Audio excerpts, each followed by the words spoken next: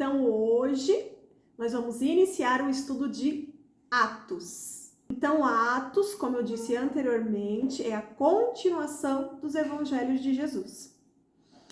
O livro de Atos, ele foi escrito 60 anos depois de Cristo, ele é composto por 28 capítulos, ele foi escrito por Lucas, que também é autor do terceiro evangelho.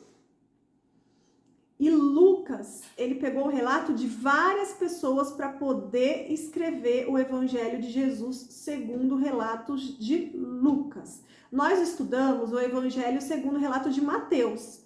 E Mateus, ele vivenciou durante todo aquele período e, de acordo com a visão dele, ele escreveu o Evangelho de Jesus segundo Mateus. Lucas não, porque Lucas ele não vivenciou aquele período junto com os discípulos. Mas posteriormente ele foi atrás e pegou relato de todas as pessoas que vivenciaram, que passaram com Jesus por todos aqueles momentos. E através disso ele formou o Evangelho de Jesus segundo relatos de Lucas. E aqui no livro de Atos é a continuação. Então Lucas ele era um médico, ele foi companheiro e cooperador de Paulo. Agora a gente vai começar a estudar sobre Paulo. O livro de Atos, então, é a continuação da narrativa dos evangelhos. Esse livro também é chamado de Atos do Espírito Santo, porque o Espírito Santo ele é mencionado mais de 50 vezes neste livro. Então, bora lá para o capítulo 1 de Atos, onde o título é A Promessa do Espírito Santo. Então, Atos capítulo 1, versículo 1. Em meu primeiro livro, aqui está se referindo ao Evangelho de Lucas. É Lucas aqui que está escrevendo. Relatei a você, Teófilo, tudo que Jesus começou a fazer e ensinar, até o dia em que foi levado para o céu, depois de dar a seus apóstolos escolhidos mais instruções por meio do Espírito Santo. Então, aqui está falando de Teófilo. Alguns dizem que Teófilo era uma pessoa que poderia talvez ter patrocinado os escritos de Lucas. Então, alguns dizem que era de fato uma pessoa, que aqui ele está se referindo a uma pessoa, né? Que era ali próximo. E outros estudiosos dizem que Teófilo poderia ser uma pessoa fictícia, porque eles se apegaram ao significado do nome Teófilo, que significa amigo de Deus ou aquele que ama Deus. E o Teófilo, ele é citado só 2 vezes na Bíblia. Aqui em Atos, que Lucas que escreveu, e lá no Evangelho de Lucas, né, que Lucas também que escreveu. Aí vamos para o versículo 3. Durante os 40 dias após seu sofrimento e morte, Jesus apareceu aos apóstolos diversas vezes. Ele lhes apresentou muitas provas claras de que estava vivo e lhes falou do reino de Deus. Certa ocasião, enquanto comia com eles, deu-lhes a seguinte ordem: não saiam de Jerusalém até o Pai enviar a promessa, conforme eu lhes disse antes.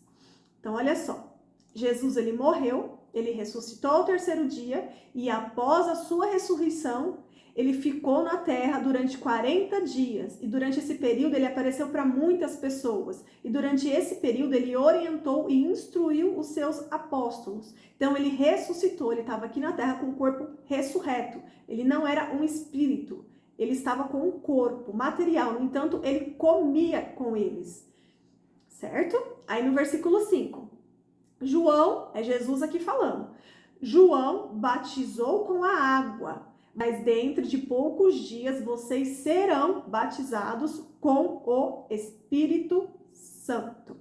Então vamos aqui relembrar. Com João Batista, eles aprenderam sobre o batismo nas águas. João Batista, ele batizou Jesus nas águas. Os discípulos foram batizados na água.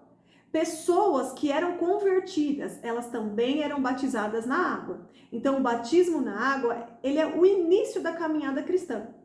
É o início do posicionamento da pessoa cristã. É quando conscientemente você permite que o velho homem morra para que possa nascer um novo homem. quando você levanta as mãos e aceita o sacrifício de Jesus na cruz. E é um ato profético quando você desce as águas, o velho homem morre e nasce o novo homem, aquele homem que está disposto a viver os planos de Deus para a sua vida. E Jesus disse que eles também seriam batizados com o Espírito Santo. Depois, os discípulos perguntam se será neste momento, no batismo do Espírito Santo, que o governo de Israel será restaurado. Porque lembra, eles estavam sob o domínio de Roma. E Jesus responde que o Pai já determinou esse tempo. Então, Deus Filho, que é Jesus, ele responde que o Deus Pai que determinou esse tempo. E que não cabe a eles saber. Então, Jesus aqui não fala se é naquele momento ou não. Ele diz que já está determinado, mas que não cabe eles saber sobre isso. Só que nós sabemos, porque nós já lemos e estudamos lá em Apocalipse, que a restauração em sua plenitude vai acontecer no milênio, certo? A restauração de Israel em sua plenitude só vai acontecer lá no milênio. Então, algumas profecias a gente já viu que elas já foram cumpridas, né? Israel, ele voltou a ser nação, é um país Israel. Mas a nação de Israel não aceitou Jesus como Messias. E isso vai acontecer de fato quando Jesus governar na terra, que vai ser no milênio, que Jesus vai governar na terra. Aí no versículo 8, vocês receberão poder quando o Espírito Santo descer sobre vocês. E serão minhas testemunhas em toda parte, em Jerusalém, em toda a Judéia, em Samaria e nos lugares mais distantes da terra. E eles obedeceram, levando o evangelho, as boas novas, exatamente nessa ordem. Aí no versículo 9, depois de ter dito isso, foi elevada uma nuvem e os discípulos não conseguiram mais vê-lo. Continuaram a olhar atentamente para o céu, até que 2 homens vestidos de branco apareceram de repente no meio deles e disseram: homens da Galileia, por que estão aí parados, olhando para o céu? Esse Jesus que foi elevado do meio de vocês ao céu, voltará do mesmo modo como o viram subir. Então ali ocorre a ascensão de Jesus. Ele retorna para o reino do céu, certo? E ali eles ficaram perplexos, olhando, porque Jesus estava subindo. E aí apareceu 2 homens de branco e perguntaram para eles: o que vocês estão fazendo aí parado, olhando aí para o céu? Fiquem em paz, porque do mesmo jeito que vocês estão vendo Jesus indo, ele vai voltar, que será na segunda vinda de Jesus. Só que eles não sabiam quando isso iria acontecer, né?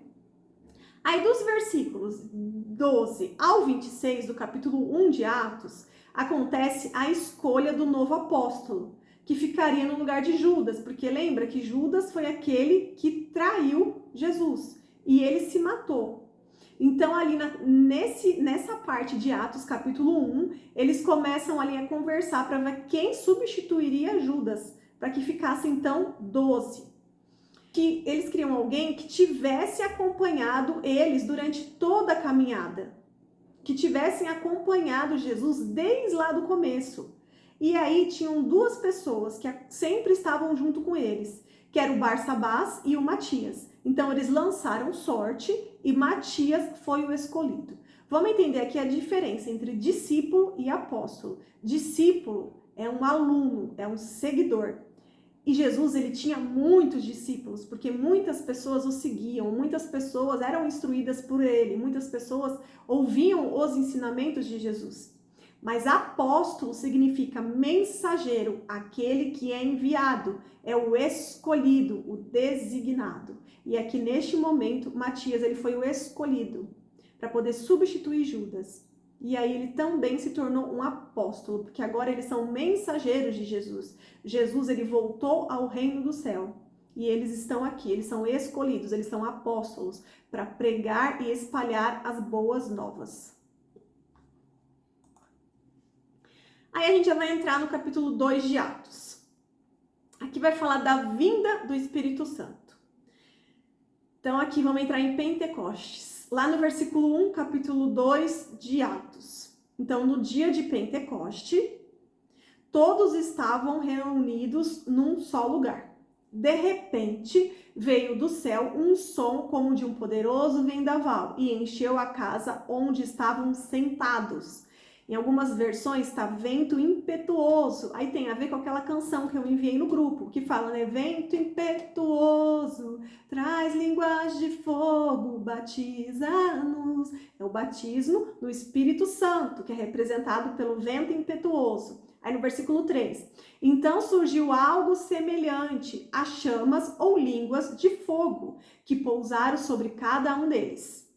Todos ficaram cheios do Espírito Santo e começaram a falar em outras línguas, conforme o Espírito os habilitava. Naquela época, judeus devotos de todas as nações viviam em Jerusalém. Quando ouviram o som das vozes, vieram correndo e ficaram espantados, pois cada um deles ouvia em seu próprio idioma. Muitos admirados exclamavam, como isto é possível? Esses homens são todos galileus. E, no entanto, cada um de nós os ouve falar em nosso próprio idioma. Estão aqui partos, medos, elamitas, habitantes da Mesopotâmia, da Judéia, da Capadócia, do Ponto, da província da Ásia, da Frígia, da Panfilha, do Egito e das regiões da Líbia, próximos a Cirene, visitantes de Roma. Tanto judeus como convertidos ao judaísmo, cretenses e árabes, e todos nós ouvimos essas pessoas falarem em nossa própria língua, sobre as coisas maravilhosas que Deus fez. Admirados e perplexos, perguntaram uns aos outros, o que significa isto? Outros, porém, zombavam e diziam, estão bêbados. Então, neste momento, eles estavam ali reunidos, comemorando a festa de Pentecostes, e o Espírito Santo veio como vento impetuoso, e eles se encheram do Espírito Santo. O Espírito Santo encheu naquele lugar, e naquele momento eles receberam um dom de falar em línguas. Então, eles falavam em línguas e ali tinham outras pessoas de outras nacionalidades e regiões que falavam línguas diferentes. Mas eles falavam em línguas estranhas, que foi recebido esse dom do Espírito Santo. E mesmo assim, as pessoas que falavam em outro idioma entendiam no idioma delas. Então, a língua saía, né, aquela língua do Espírito Santo, aquele dom que eles receberam, saía da boca deles. E todos que estavam ali, que falavam cada um em um idioma diferente, entendiam. Esse é o dom de línguas. E aquelas pessoas receberam. Muitas pessoas que estavam ali, elas não tinham entendimento sobre aquilo, nem eles, porque era algo novo, era um dom que eles estavam recebendo ali do Espírito Santo. Então, aí no versículo 3 fala que outros, porém, zombavam e diziam, eles estão bêbados, né? Porque eles falaram, não é possível, eles estão bêbados, o que está acontecendo? Por que eles estão falando desse jeito? Então, ó, vamos aqui falar um pouco sobre isso. Na noite seguinte, a ressurreição de Cristo, ele apareceu aos discípulos e soprou sobre eles. Então, lembra, Jesus morreu, ele ressuscitou, e na noite seguinte que ele ressuscitou, ele apareceu para os seus discípulos e soprou sobre eles, dizendo, recebei o Espírito Santo. Isso está lá em João, capítulo 20, versículo 22. Mas o instruiu que esperassem antes de começar o ministério deles, até serem revestidos do Espírito. Então, naquele momento, é relatado lá no Evangelho de Jesus, segundo João, que Jesus, quando ele ressuscitou, ele soprou sobre os discípulos o Espírito Santo, mas instruiu eles que esperassem, até que eles fossem revestidos pelo Espírito. E no Pentecoste, o Espírito veio sobre eles.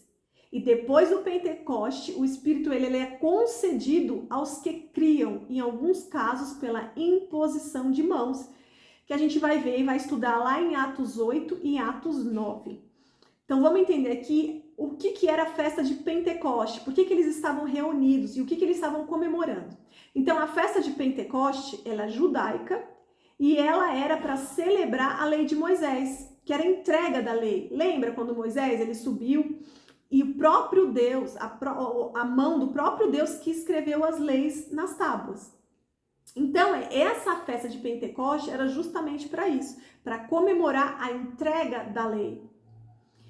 Lembrando, gente, que a lei, ela expressa o caráter de Deus. E o caráter de Deus, ele é bom e perfeito. Mas o homem não conseguia cumprir tudo na lei. não conseguia atingir o padrão de perfeição de Deus. E sabendo disso, Deus disse que um dia escreveria suas leis não mais em tábuas, mas no coração de cada um. E por isso que Jesus Cristo, o Messias, é o plano perfeito. O relacionamento de Deus com o homem, na velha aliança, era de fora para dentro. A religião que moldava o caráter das pessoas. A velha aliança é a lei e a nova aliança é a graça, é Jesus, é o favor imerecido. Jesus se entregou por nós, não porque a gente merece, mas porque Deus nos ama. Deus amou tanto o mundo que entregou o seu único filho para que aquele que nele cresce tivesse a vida eterna. Então, lá em Pentecoste, eles se reuniam para celebrar a entrega da lei. E então veio um vento impetuoso e encheu aquele lugar e o dom de línguas foi derramado sobre aquelas pessoas. Jesus subiu aos céus, ele voltou lá para o reino dos céus, mas ele enviou o seu Espírito Santo para nos consolar, para nos guiar, para nos convencer do pecado, para que pudéssemos obedecer agora em amor e não mais por imposição ou por medo de punição como era na velha aliança, certo? Então agora a lei, ela passa a ser escrita a partir deste momento, a lei passa a ser escrita no coração de cada um e não mais em tábua.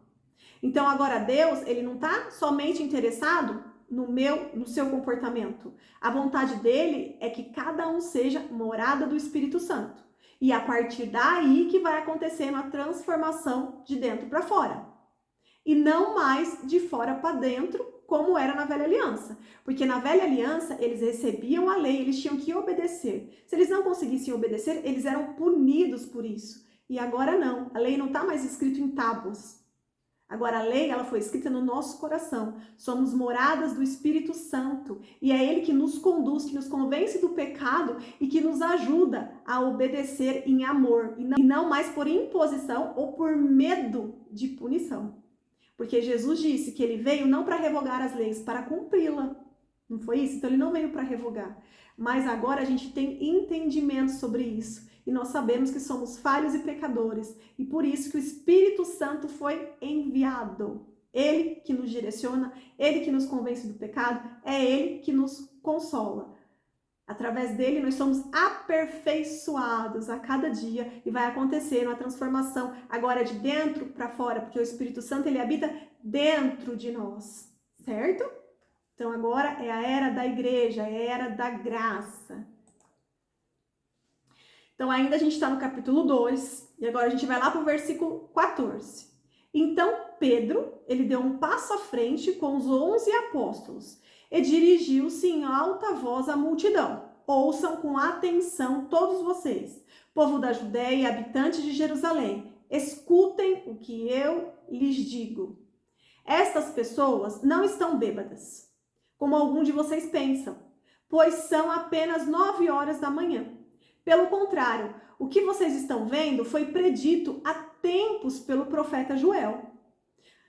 Lá estava escrito, a profecia que foi liberada pelo profeta Joel. Nos últimos dias, disse Deus, derramarei meu espírito sobre todo tipo de pessoa. Seus filhos e suas filhas profetizarão. Os jovens terão visões e os velhos terão sonhos. Naqueles dias, derramarei meu espírito até mesmo sobre servos e servas e eles profetizarão. Farei maravilhas em cima, no céu, e sinais embaixo, na terra. Sangue e fogo e nuvens de fumaça. O sol se escurecerá, a lua se tornará vermelha como sangue, antes que chegue o grande e glorioso dia do Senhor. Mas todo aquele que invocar o nome do Senhor será salvo. Aqui que ele está falando dos últimos dias, certo? Que a gente já estudou em Apocalipse. Vai ser a segunda vinda de Jesus. Mas todo aquele que invocar o nome do Senhor será salvo. Então aqui Pedro estava explicando. Eles não estão bêbados. Eles se encheram do Espírito Santo. E aqui ele fala que foi cumprida a profecia lá que foi escrita no livro de Joel, que era o profeta. Por quê? Porque muitos que estavam ali ao redor eram judeus. E eles não tinham aceitado Jesus como o Messias. Então, para eles, você tinha tudo que provar através das Escrituras. E os discípulos, eles receberam sabedoria do alto. Eles conviveram com Jesus. Jesus foi seu mestre. Jesus ensinava ali na prática, no dia a dia, aquilo ia entrando na mente deles, né? Jesus, ele repetia várias e várias vezes. Então, eles foram se enchendo do conhecimento e aí receberam o Espírito Santo. Então, eles falavam com autoridade, com conhecimento, com sabedoria. Então, eles estavam ali mostrando que tudo que estava escrito lá, que hoje pra gente é no Antigo Testamento, que eram as profecias, já estava sendo se cumprido, né? Algumas das coisas já estavam sendo se cumpridas e tudo que mencionava Jesus como Messias lá no Antigo Testamento, que hoje é pra gente o Antigo Testamento, foi cumprido em Jesus e que ele sim era o Messias. É isso que Pedro estava tentando mostrar para aquele povo que estava ali no entorno, estava tentando explicar. E todos do entorno ficavam muito admirados, principalmente os mestres da lei da época, os saduceus, os fariseus. Por quê? Porque eles já sabiam que Pedro era um mero pescador. Pedro, ele não foi estudado, ele não foi separado para se aprofundar e estudar as escrituras. Ele era um mero pescador. Então, eles até olhavam Pedro com desdém, dizendo, quem é você? Né? Você não foi preparado para isso, você não estudou como a gente estudou. E aí eles ficavam admirados, porque eles pensavam, como que ele sabe tanto das escrituras? Como que ele fala com tanta autoridade, sendo que ele nem estudou para isso, sendo que ele não foi separado para isso, né? E na verdade, Pedro, ele falava com autoridade, porque ele foi um seguidor de Jesus, e Jesus explicava muito para eles sobre todas as profecias, as escrituras, que pra gente hoje é o Antigo Testamento. Então, eles falavam com autoridade, com conhecimento, e eles também receberam ali naquele momento o Espírito Santo. Então, eles foram cheios ali de coragem, de ousadia, e eles também tinham o conhecimento do céu. Eles receberam ali. Ainda no capítulo 2, no versículo 22. O povo de Israel, escute. Deus aprovou publicamente Jesus. Aqui é Pedro continuando falando e tentando provar para eles sobre Jesus. Aí ele fala, Deus aprovou publicamente Jesus, o Nazareno, ao realizar milagres, maravilhas e sinais por meio dele. Como vocês sabem, ele foi entregue conforme o plano pré-estabelecido por Deus. O seu conhecimento prévio daquilo que aconteceria com a ajuda de gentios que desconheciam a lei. Vocês o pregaram na cruz e o mataram. Aqui Pedro está falando para eles, olha só o que vocês fizeram com o Messias. No versículo 24, mas Deus o ressuscitou, libertando dos horrores da morte, pois ela não pôde mantê-la sob seu domínio. Então não tem nada que o homem possa fazer para impedir o plano de Deus, é isso que o Pedro está falando. Imagine só Pedro dizendo essas palavras para todos aqueles mestres da lei ali em volta. Ele com certeza estava ali admirado, tentando entender como que o Pedro falava com tanto conhecimento e autoridade. Aí no versículo 25, a respeito dele, disse o rei Davi, olha ele usando aqui as escrituras para poder convencer aquele povo. Veja que o Senhor está sempre comigo, não serei abalado, pois ele está à minha direita.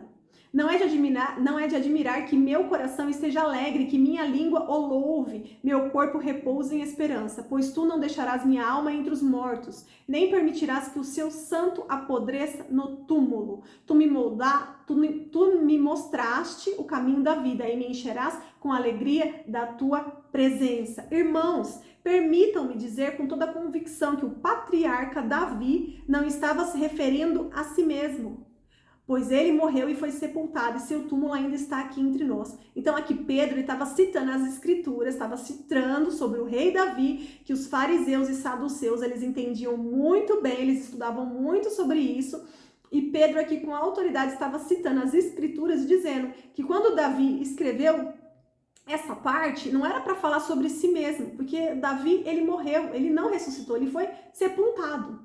Só que ele estava se referindo justamente ao Messias, que é Jesus, que esse morreu e esse sim ressuscitou. E seu túmulo não está aqui entre nós. É isso que Pedro está falando. Aí no versículo 30, mas ele era profeta e sabia que Deus havia prometido sobre juramento que um de seus descendentes sentaria em seu trono. Aqui é Pedro falando de Davi, que Davi sabia, ele era profeta. E Jesus é descendente de Davi.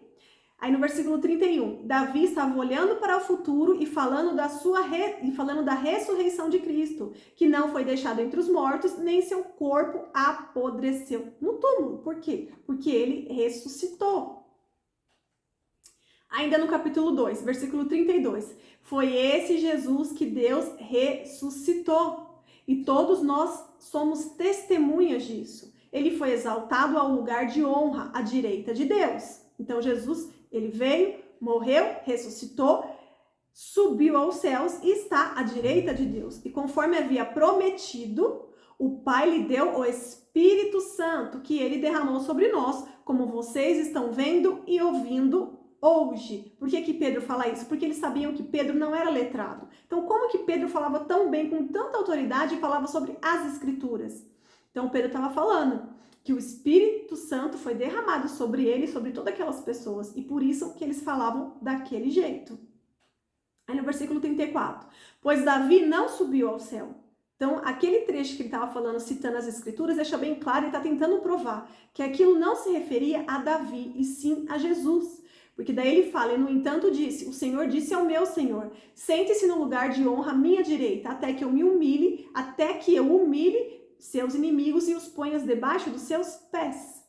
Portanto, saibam com certeza todos em Israel que a esse Jesus que vocês crucificaram, Deus fez Senhor e Cristo. Portanto, saibam com certeza todos em Israel que a esse Jesus que vocês crucificaram, Deus fez Senhor e Cristo. As palavras partiram o coração dos que ouviam. E eles perguntaram a Pedro e a outros apóstolos, irmãos, o que devemos fazer? Algumas pessoas que estavam ali ouvindo, naquela multidão, que não pertenciam, né, ao Sinédrio, não faziam parte daquele grupo de mestres da lei, porque os mestres da lei, eles sempre estavam ali no entorno para tentar ouvir, porque eles queriam atrapalhar os discípulos, que agora eram os apóstolos, certo? Mas em meio deles tinha uma multidão ali que estava ouvindo, recebendo aquela palavra. E aí aquela palavra estava entrando neles e a conversão ali estava acontecendo. Aí no versículo 38, Pedro respondeu, porque alguns que estavam ali ouvindo entenderam que de fato Jesus era o Messias, eles se arrependeram de que Jesus foi crucificado, porque muitas das pessoas, lembram, na hora que tinha lá Barrabás e Jesus, muitas pessoas falaram, quem crucifica? E eles falaram para crucificar Jesus, vocês lembram disso? Então muitas pessoas aqui ouvindo se arrependeram daquilo. E aí eles estavam perguntando para Pedro, então, irmãos, o que devemos fazer? E Pedro respondeu, vocês devem se arrepender para o perdão de seus pecados, e cada um deve ser batizado em nome de Jesus Cristo. E então receberão a dádiva do Espírito Santo. Então aqui Pedro está explicando, o primeiro passo é você se arrepender dos pecados. Se arrependa de quando vocês não admitiram que Jesus era o Messias. Se arrependam dos seus pecados, para que vocês possam receber o perdão. E aí ele fala, depois disso, vocês têm que ser batizados em nome de Jesus. Vocês têm que estar conscientes desse passo. Ser batizados em nome de Jesus, para que o velho homem morra, para que nasça um novo homem. Um homem que está disposto a viver o propósito de Deus para a vida dele. E aí então, vocês receberão a dádiva do Espírito Santo. Porque além do batismo nas águas, vocês serão batizados no Espírito Santo. Certo? E assim vocês vão permitir a transformação de dentro para fora. E aqui, gente, o batismo na água, ele é só o início. A gente tem que buscar o Espírito Santo incansavelmente. É buscar. É se aprofundar na Bíblia, que é as instruções que Deus deixou pra gente. É sempre estar pedindo para o Espírito Santo ler a Bíblia com a gente, para poder iluminar o nosso entendimento, para que o segredo seja revelado, para que as escamas dos nossos olhos caiam, para que os nossos ouvidos sejam abertos, para que a gente escute com o coração ensinável. E é o Espírito Santo que nos ajuda a entender as instruções de Deus para a nossa vida. Então a gente foi batizado, ali é só o primeiro passo. É só o primeiro passo da sua caminhada cristã. Aí depois, incansavelmente, é buscar o Espírito Santo. Busca incansavelmente. Entra ali no caminho de santidade. Permite que o Espírito Santo vai te convencendo do pecado. E vai buscando, que daí seremos batizados no Espírito Santo. Nós vamos entender isso ainda hoje e mais pra frente também. A gente vai falar durante todo o livro de Atos sobre isso. Todas as nossas dúvidas serão sanadas. Aí no versículo 39, essa promessa é para vocês, para seus filhos e para os que estão longe, isto é, para todos que forem chamados pelo Senhor nosso Deus. Lembra que chamado É uma escolha, é você que decide se você vai ser o chamado ou não, é você que aceita ou não, porque todos estão predestinados a serem filhos de Deus, a serem co-herdeiros com Jesus Cristo. Aí no versículo 40, Pedro continuou a pregar, advertindo com insistência a seus ouvintes: salvem-se dessa geração corrompida. Os que acreditaram nas palavras de Pedro foram batizados e naquele dia houve um acréscimo de cerca de 3.000 pessoas. Então, naquele dia, 3.000 pessoas aceitaram Jesus como único Senhor e Salvador. Eles foram batizados, se converteram ao cristianismo. Aí no versículo 42, todos se dedicavam de coração ao ensino dos apóstolos. Aqui já está falando da comunidade dos novos convertidos. A comunhão ao partir o pão e a oração. Versículo 43, Atos capítulo 2. Havia em todos eles um profundo temor e os apóstolos realizavam muitos sinais e maravilhas. Os que criam se reuniam num só lugar e compartilhavam tudo que possuíam. Vendiam propriedades e bens e repartiam o dinheiro com os necessitados. Adoravam juntos no templo diariamente, reuniam-se nos lares para comer e partiam o pão com grande alegria e generosidade, sempre louvando a Deus e desfrutando a simpatia de todo o povo. E a cada dia o Senhor lhes acrescentavam aqueles que iam sendo salvos. Então, aqui em Atos 2, surge a igreja primitiva, que é a igreja dos apóstolos. Em Pentecoste, nasce a igreja. É quando as pessoas foram cheias do Espírito Santo. O Espírito Santo, ele promove a unidade. Eles não concordavam em tudo. Eles não tinham sempre a mesma opinião. Mas o Espírito de Deus os unia no mesmo corpo. É o corpo, é a igreja. Eles estavam na expectativa da segunda vinda de Jesus, porque foi isso que eles aprenderam, foi isso que Jesus falou para eles, que Jesus retornaria. E eles achavam que ia acontecer naquela época. Então, eles não se apegavam a nada de bem material. Por isso que aqui fala que eles tinham profundo temor e eles compartilhavam tudo que eles possuíam, eles vendiam bens, propriedades e repartiam o dinheiro com os necessitados, porque eles não queriam juntar tesouros nessa terra. Eles não estavam pensando nas gerações futuras, eles só pensavam na segunda vinda de Jesus, que eles achavam que ia acontecer naquele período. Então, eles não se apegavam a nada material, eles viviam ali intensamente. A igreja primitiva, ela vivia intensamente e eles eram perseguidos, a gente vai ver isso mais pra frente. Então, eles obedeciam aos ensinamentos de Jesus, eles eram conduzidos pelo Espírito Santo, eles não se apegavam às coisas do mundo, eles viviam intensamente o propósito de Deus para a vida deles. Essa é a igreja primitiva, é aí que começou a história da igreja. E, gente, o que a gente precisa entender? Em Pentecoste, enquanto eles estavam lá na festa de Pentecoste, o Espírito Santo desceu como um vento impetuoso. E naqueles momentos eles receberam o dom de línguas. Então, quer dizer que quando a pessoa é batizada no Espírito Santo, ela necessariamente tem que receber o dom de línguas? Não. Não tem.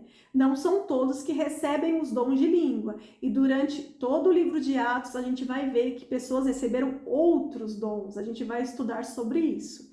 Então, não é porque a pessoa não fala em línguas que ela não se encheu do Espírito Santo. Deus nos usa como Ele quer, na forma que Ele quer.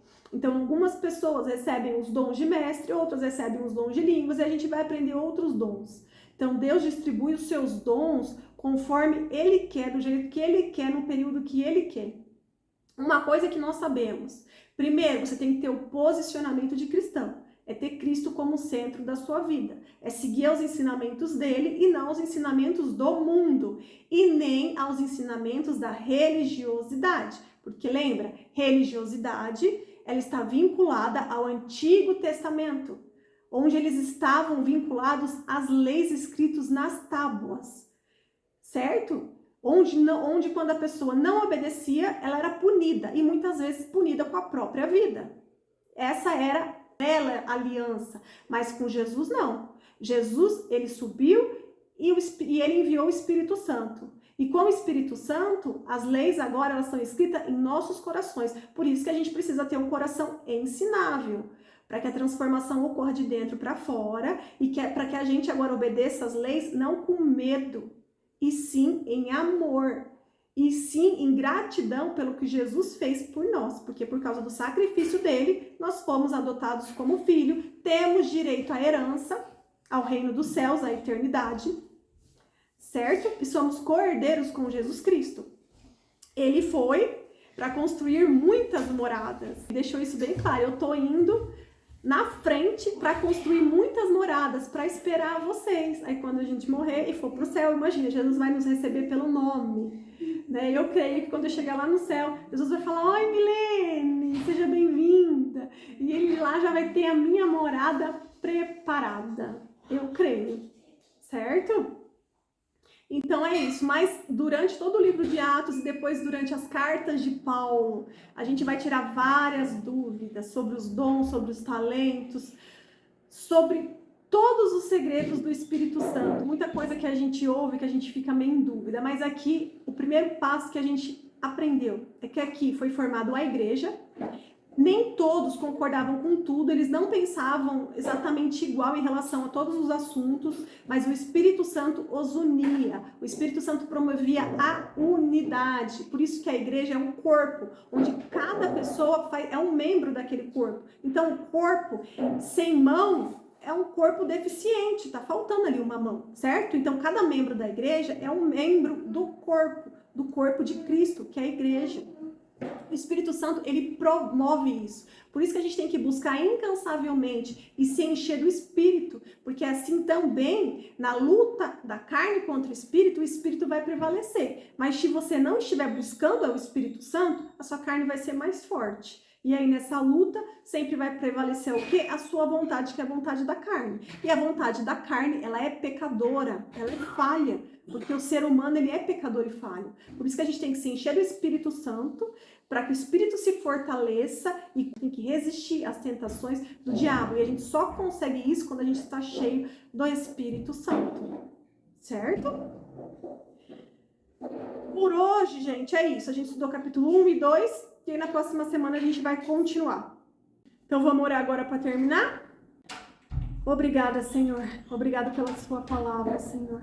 Nós pedimos, papai, nos enche com o seu Espírito Santo. Espírito Santo de Deus.